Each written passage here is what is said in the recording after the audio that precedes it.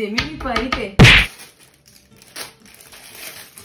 Това нямам идея как се нарича, но помага да махаш костюлките от череши и прочие. Понеже сме април месец и нямаме череши, ще го направим с форми. Хайде да видим дали за 3 лева наистина ще си свърши работа. Това са форми с костюлка. Почвам.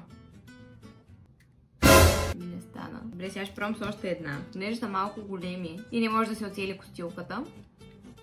Не. Хора, формите са прекалено големи и явно не успява да се нацели самата костюлка, така че ще опитаме и с ягоди, защото няма череши април месец. Търсихме, много търсихме, но няма. Хайде да видим дали ще работи за ягоди. Ягодите нямат костюлка, но хайде да видим дали това чудо на чудесата ще се справи с тези зелените листенци. Почвам.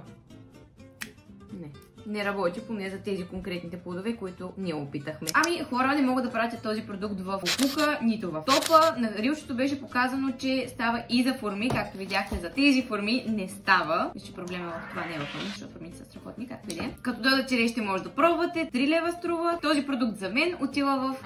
Вие си преценявате.